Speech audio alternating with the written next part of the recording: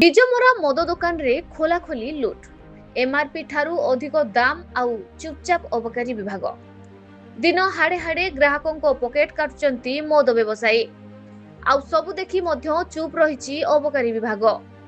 କଳାହାଣ୍ଡି ଜିଲ୍ଲା କୋଲମପୁର ଅବକାରୀ ଅନ୍ତର୍ଗତ ବିଜମରା ସ୍ଥିତ ବିଦେଶୀ ମଦ ଦୋକାନରେ ଏବେ ଖୋଲାଖୋଲି ଚାଲିଛି ଏମ୍ଆର୍ପି ଠାରୁ ଅଧିକ ଦାମରେ ମଦ ବିକ୍ରି।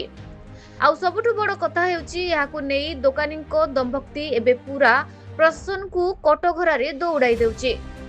ସରକାରୀ ନିୟମକୁ ଖୋଲାଖୋଲି ଉଲ୍ଲଂଘନ ଆଉ ଖାଉଟିଙ୍କୁ ସିଧାସଳଖ ଶୋଷଣ।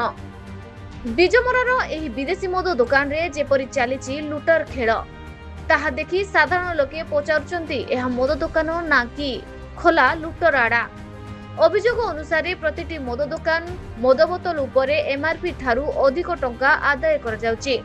ଗ୍ରାହକ ବାଧ୍ୟ ହୋଇ ଅଧିକ ଦାମ ଦେଉଛନ୍ତି, କାରଣ ବିରୋଧ କଲେ ମିଳୁଛି ଦମ୍ଭ ଆଉ ଧମକ। ଆଉ ଯେତେବେଳେ ଗଣମାଧ୍ୟମ ପ୍ରତିନିଧି ଏହି ନିୟମଟିକୁ ନେଇ ଦୋକାନୀକୁ ପ୍ରଶ୍ନ କରିଥିଲେ, ସେତେବେଳେ ତାଙ୍କ ଉତ୍ତର ସବୁଠୁ ଆଶ୍ଚର୍ଯ୍ୟ କରିଦେଇଥିଲା। ଦୋକାନୀଙ୍କ ସଫାସଫା କଥା, ଆମେ ସମସ୍ତଙ୍କୁ ଟଙ୍କା ଦେଉଛୁ, ଆପଣ ଯାହା କରିବେ କରନ୍ତୁ। ଏବେ ପ୍ରଶ୍ନ ଉଠୁଛି, କାହାକୁ ଦିଆଯାଉଛି ଏହି ଟଙ୍କା? କେଉଁ ଅଧିକାରୀଙ୍କ ଆଶୀର୍ବାଦରେ ଚାଲିଛି ଏହି ବେଆଇନ କାରବାର? ଯଦି ଅବକାରୀ ବିଭାଗ ସତରେ ସକ୍ରିୟ, ତେବେ ବର୍ଷ ଧରି ଚାଲୁଥିବା ଏହି ଲୁଟ୍ ତାଙ୍କ ନଜରକୁ କେମିତି ଆସିଲା ନାହିଁ? ନା କି ସବୁ ଜାଣିଶୁଣି ଆଖି ମୁଜି ବସିଛନ୍ତି ପ୍ରଶାସନ?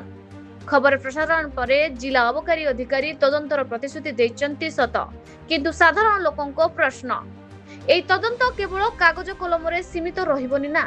ସତରେ ହେବ କଠୋର କାର୍ଯ୍ୟାନୁଷ୍ଠାନ? କାରଣ ଓଡ଼ିଶାରେ ଏଭଳି ଅନେକ ଘଟଣାର ତଦନ୍ତର ନାଁରେ ମାମଲାକୁ ଥଣ୍ଡା ବସ୍ତାରେ ପକାଇ ଦିଆଯାଇଥିବା ନଜର ରହିଛି। ତେବେ ଦେଖିବାକୁ ବାକି ବିଜମରା ମଦ ଦୋକାନର ଏହି ଖୋଲାଖୋଲି ଲୁଟ୍ ଉପରେ ପ୍ରଶାସନ କଠୋର ପଦକ୍ଷେପ ନେଉଛି ନା ପୁଣି ଥରେ ସବୁ ମ୍ୟାନେଜ ହୋଇ ଘଟଣାକୁ ଚାପି ଦିଆଯାଉଛି? କଳାହାଣ୍ଡିରୁ ରିତେଶ କୁମାର ମୁଣ୍ଡାଙ୍କ report, news Odisha TV. Sir, Kolampur ଅବକାରୀ ବିଭାଗ ଅନ୍ତର୍ଗତ ବିଜମରା ଏଫଏସ୍ ସପ୍ରେ ଚଢ଼ା ଦରରେ ବିକ୍ରି ହେଉଛି, ସେଟା ଅଭିଯୋଗ ହେଇଛି। ଅଭିଯୋଗ ହେଉଛି ସାର୍, ମୋ ପାଖରେ ଖବର ନାହିଁ। ଆପଣ କହୁଛନ୍ତି, ଆପଣଙ୍କୁ ଶୁଣିଛି। ଯଦି ହେଉଛି ଆମେ ଲୋକାଲ୍ ଅଫିସରକୁ କହିବା, ତୁମେ ଯାଇକରି ଇନକ୍ୱାରି କରିଦେବେ ସାର୍। ଯଦି ଏକ୍ସେସ୍ ନେଉଥିବେ ଆମେ ଲିଗାଲି ଆକ୍ସନ୍ ନେବା।